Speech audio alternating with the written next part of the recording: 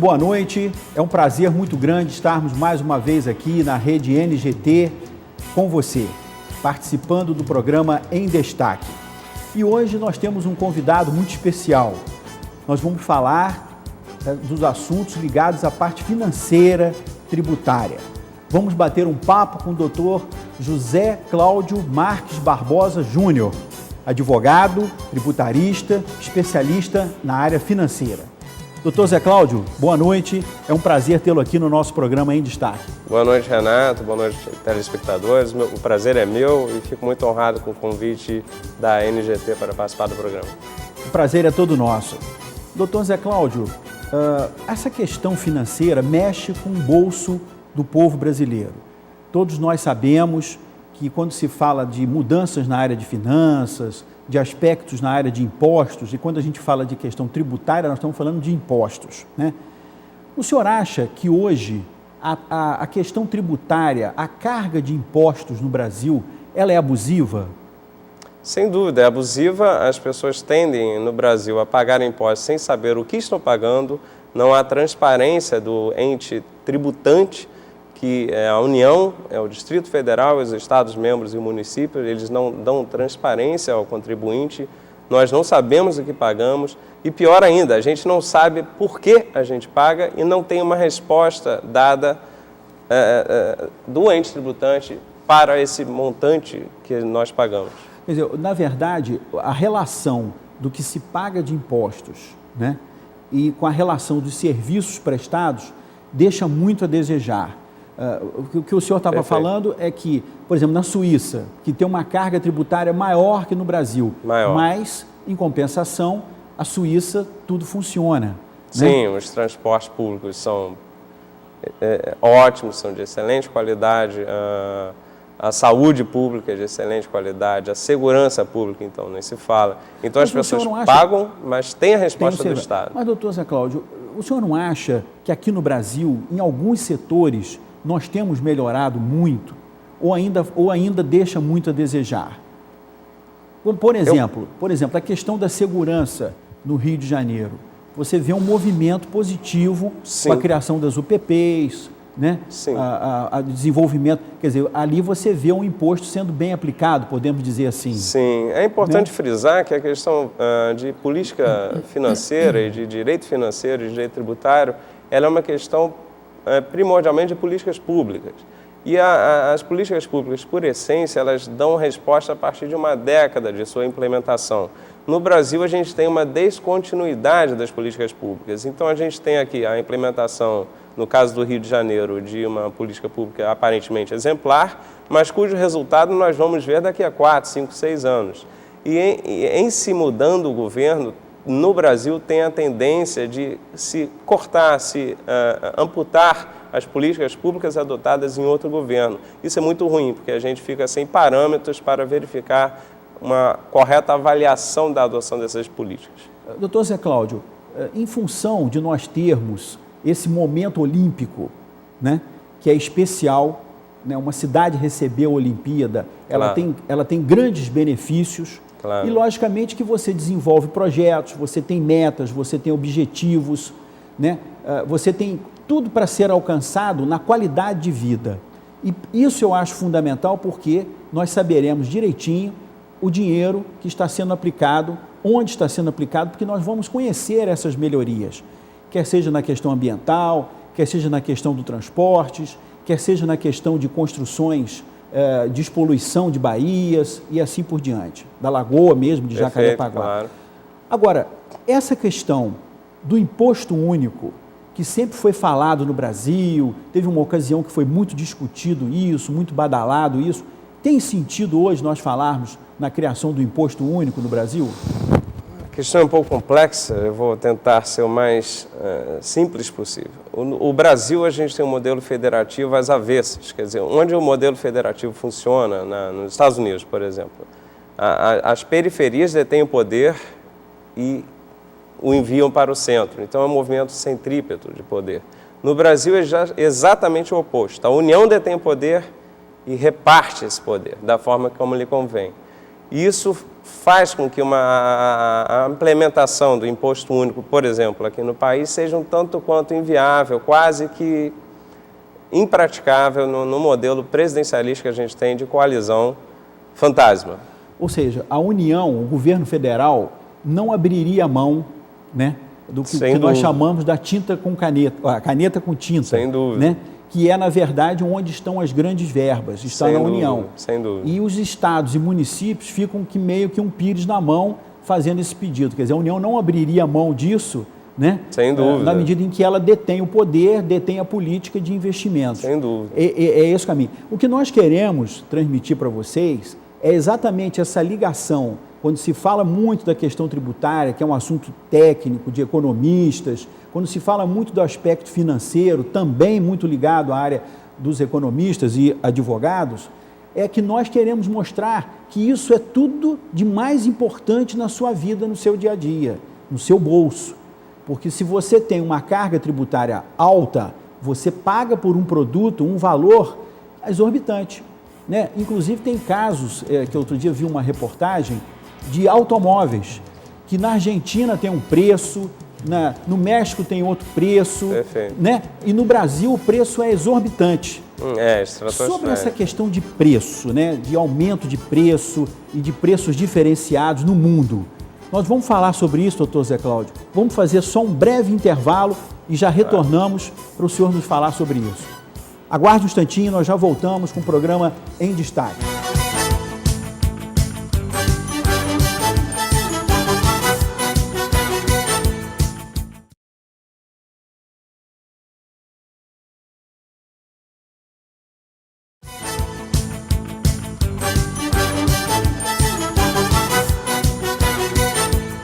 Muito bem, amigos, nós estamos de volta com o nosso programa Em Destaque. O nosso convidado de hoje é o advogado especialista na área financeira e tributarista, Dr. José Cláudio Marques Barbosa Júnior. Dr. José Cláudio, no bloco anterior nós estávamos falando a respeito dessas diferenças de preços, né, de automóveis principalmente, que é uma referência. Sim. Você tem o preço do automóvel no México, na Argentina, no Chile, na própria Estados Unidos.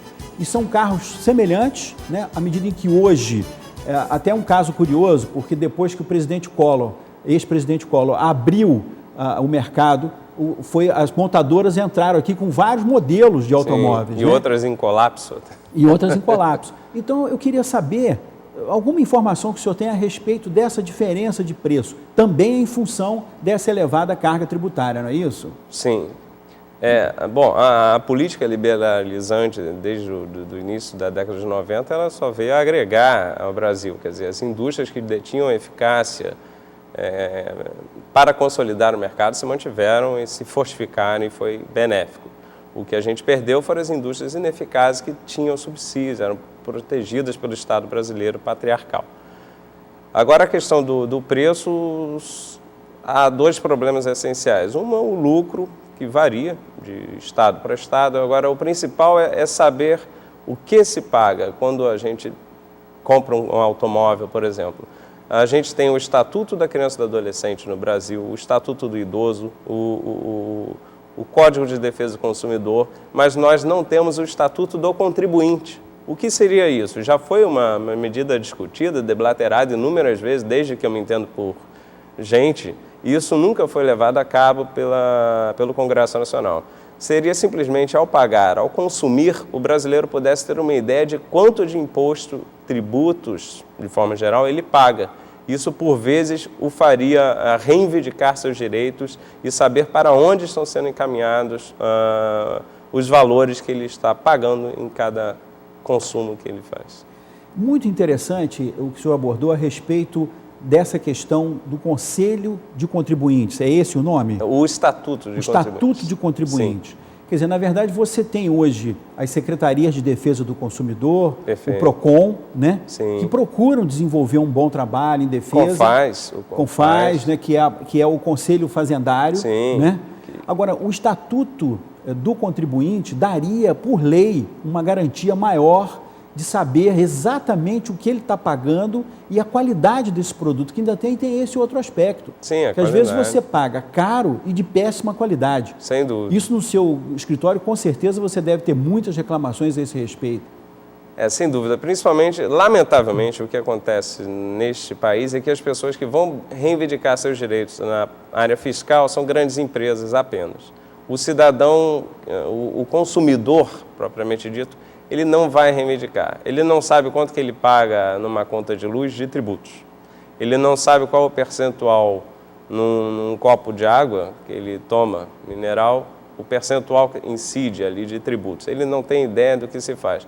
Mas as empresas, por deterem grandes profissionais, departamentos contábeis, departamentos jurídicos, financeiros, eles sabem e eles vão reivindicar os seus direitos. Essa é a grande diferença no Brasil. Enquanto lá fora o contribuinte comum, ele reivindica os seus direitos, no Brasil ele se queda inerte, ele não sabe por ignorância. Isso é muito interessante e muito importante. O Estatuto do Contribuinte é a garantia dos seus direitos, é a garantia de preservar o seu bolso, para ser bem mais explícito. Né? Nosso bolso. Nosso bolso. Nosso bolso. Porque, na verdade, isso é o assunto que eu particularmente considero como o mais importante, que é um assunto da economia. Se a economia vai bem, né, e a gente tem visto aí alguns momentos de economia positiva, outros cambaleando, né, ela está numa situação que às vezes a gente imagina que ela vai deslanchar, uma reforma tributária com certeza atingiria esse objetivo da economia deslanchar, entrando nesse campo da economia. Dúvida. Não é verdade, doutor? Sem dúvida. O problema da reforma tributária no Brasil é o mesmo do Estatuto do Contribuinte, um pouco mais árduo.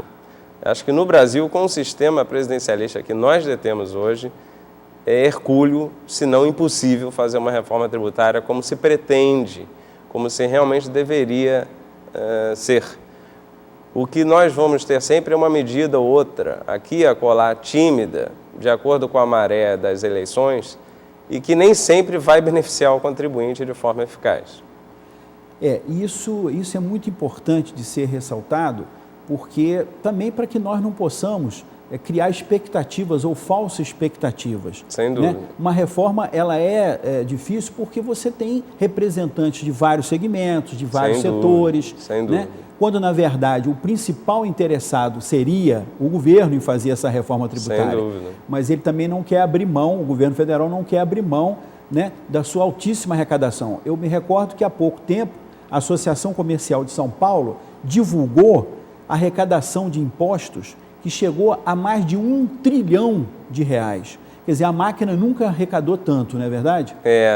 No centro de São Paulo tem um impostômetro. O impostômetro, até um nome significativo. Assusta, né? A gente passa em frente ao impostômetro, aquilo não para de subir, nunca cai. Então assusta, realmente. O contribuinte brasileiro ele é muito penalizado com uma carga tributária suíça e com serviços da África Central.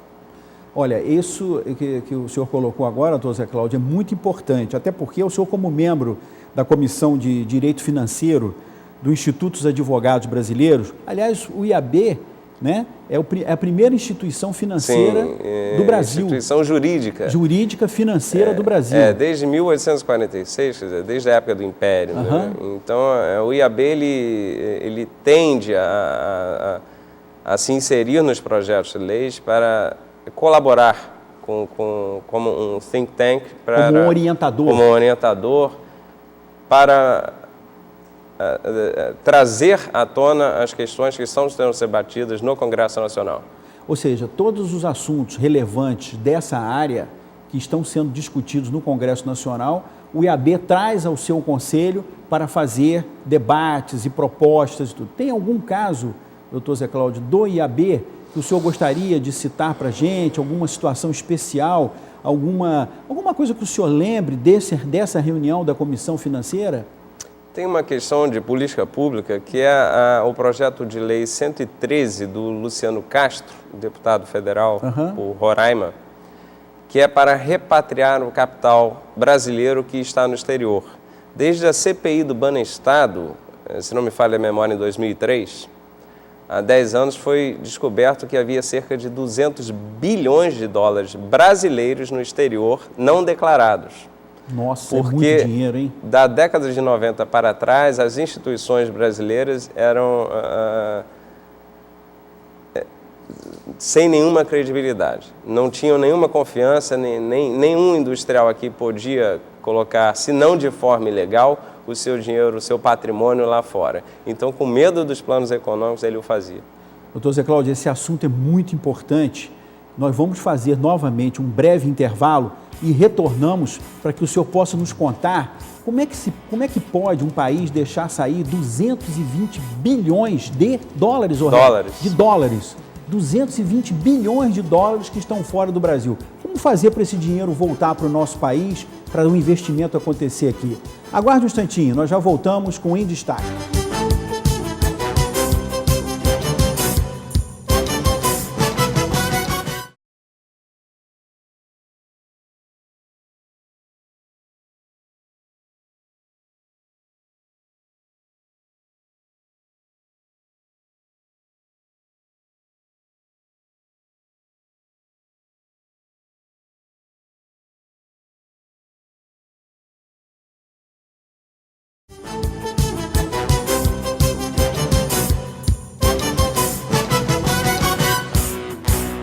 Muito bem, estamos de volta com o nosso programa Em Destaque e o nosso convidado de hoje é o Dr. José Cláudio Marques Barbosa Júnior, advogado especializado na área financeira e também tributarista. E ele deu uma notícia aqui interessantíssima, 220 bilhões para serem repatriados. Conta um pouquinho mais sobre essa história para nós e para as pessoas que estão nos acompanhando, Dr. Zé Cláudio. Quando houve uma operação da Justiça Federal em conjunto com o COAF e com a Polícia Federal em 2003, foram descobertos cerca de 220 bilhões que seriam operados por alguns doleiros, principalmente no estado do Paraná e a Foz do Iguaçu e em São Paulo. O que isso trouxe à tona e que revelou? Uma falência do Estado brasileiro até o início da década de 90 em fazer com que os seus investidores mantivessem o dinheiro aqui. As pessoas não tinham nenhuma confiança na credibilidade das instituições brasileiras até então. Fosse planos econômicos sucessivos, até eventualmente confisco, as pessoas não tinham confiança aqui. Então, o que fazia? Eles arranjavam uma forma de colocar um superfaturamento de importação, subfaturava a exportação industrial e deixava o seu dinheiro lá fora. Às vezes, um médico, por exemplo, deixava o filho estudar no exterior e remetia esse dinheiro através de doleiro para o exterior. Então, não tinha como retornar ao Brasil se não confessar um crime que seria de evasão de divisas e ainda sonegação fiscal. Uma vez ilícito o dinheiro, ele não volta à situação lícita. Então, nós precisaríamos reconhecer a falência do Estado até o início da década de 90 e isso que está no projeto de lei 113, de autoria do deputado Luciano Castro, para fazer uma garantia, uma anistia criminal não fiscal, para que essas pessoas pudessem trazer seu dinheiro ao país, que iria fortificar o nosso balanço de pagamentos, a nossa moeda não oscilaria tanto com relação ao dólar e esse dinheiro seria aplicado aqui. E o problema é que para trazer essa questão de repatriamento de capitais no Brasil, um político ele vai se indispor com o seu eleitorado, porque é uma política pública impopular. Ela, além de ser um pouco complexa para ser discutida nos palanques, de forma geral, ela vai ser alvo fácil para os detratores. Agora, nós temos, só para nós entendermos, nós temos duas situações, então. Uma situação é desse dinheiro ilícito, como o senhor falou, ilegal. Até porque não havia outra forma. Não é?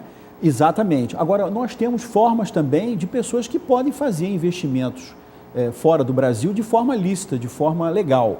Hoje sim. Hoje sim. Antes não. Então, em cima desse problema que surgiu naquela ocasião, como o senhor disse, de um problema de Estado mesmo, que não tinha esse controle, o dinheiro saía de forma ilícita, né? Hoje você tem controle sobre isso e tem leis bem específicas sobre isso. Agora, o projeto em tela que o senhor disse é muito interessante, porque faz com que as pessoas que tenham esse recurso possam trazer esse recurso para fazer investimentos no Brasil. Agora, no projeto de lei, ele garante que esse dinheiro retornando, ele teria onde ser investido, por exemplo, na geração de emprego, de trabalho e renda, ou então tem essa parte do projeto também. Sim, mas é para ser discutido, tem uma parte que é inconstitucional, porque o imposto ele não pode ser vinculado. Então, quando a gente fala de imposto, se foi sonegado ou não, ele não pode ser vinculado a uma ação direta. Quando nós pagamos, por exemplo, o imposto de renda, nós não podemos esperar do Estado uma ação recíproca de apoio específica, que é o que acontece com as taxas, com a contribuição. Nós pagamos uma taxa para tirar o passaporte. Certo. Eles nos dão o passaporte. Quando nós pagamos impostos, o Estado não necessariamente tem que dar um retorno. Porém, esse retorno viria através do dinheiro que estaria empregado aqui com pessoas. E não necessariamente a pessoa que tem o dinheiro lá fora, ela precisaria trazer. Ele poderia declarar, pagar o tributo aqui e deixar lá fora. Mas ele recolheria o tributo aqui e isso entraria como dado estatístico no balanço de pagamentos, o que fortaleceria a nossa moeda. Exatamente.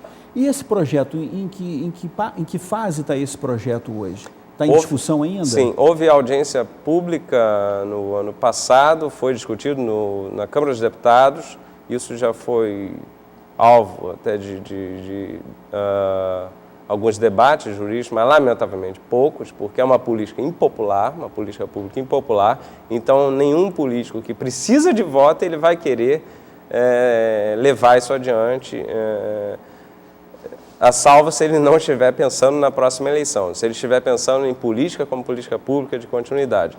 No IAB, no Instituto dos Advogados Brasileiros, estamos com esse projeto para que nós a opinião de vocês é que ele seja aprovado. A opinar e a encaminhar e acompanhar na Câmara dos Deputados e no Senado Federal, que são dois projetos na verdade, o andar do processo legislativo. Muito bem. Eu sei que o senhor também é um especialista no Código Tributário da Rússia. Sim. É isso mesmo? Sim. Não é? Sim. E eu gostaria que o senhor falasse um pouquinho, comparando esse código com o nosso aqui brasileiro. A Rússia, em termos de áreas positivas, vamos assim dizer. Desde 2003, o presidente Vladimir Putin ele adotou a livre conversibilidade da moeda, o rublo. Isso foi um grande passo, isso está no Código Tributário, que o Brasil ainda não tem. O real não é 100% conversível. Há lugares em que o real não é negociado. E se a gente não for com dólar, a gente não tem o que fazer. Não tem como fazer. Na Rússia, isso não existe mais e isso levou com que vários investidores dessem credibilidade àquelas instituições e o balanço de pagamentos russos também foi muito incrementado em razão também da anistia dada pelo Código Tributário Nacional aos capitais que ficavam fora da Rússia em razão também dos problemas institucionais que eles tiveram na década de 90. Perfeito. Quando da presidência do Boris Yeltsin. Boris Yeltsin, né? Ou seja, hoje nós temos um modelo russo que facilita... liberal. Economicamente liberal. Até soa assim diferente para os nossos ouvidos, que quando a gente falava da antiga União Soviética, era justamente o modelo... O oposto. Muito bem. Eu acho que isso é importante nesse campo dessa abertura, para que justamente você possa ter a circulação maior da moeda. Sem dúvida. Doutor Zé Cláudio, eu ficaria aqui vários programas para a gente conversar, eu acho que o assunto é palpitante, gostaria muito que o senhor retornasse, mas infelizmente o nosso tempo terminou. Eu quero lhe agradecer a sua presença, muito obrigado por estar aqui conosco no Em Destaque na NGT. Renato, eu é que agradeço, fico honrado com a oportunidade de estar aqui presente no programa e voltarei quando possível, sempre que possível. Muito obrigado. Muito obrigado a você que nos acompanhou. Um abraço e até o nosso próximo programa Em Destaque, às 21 horas, aqui na Rede NGT.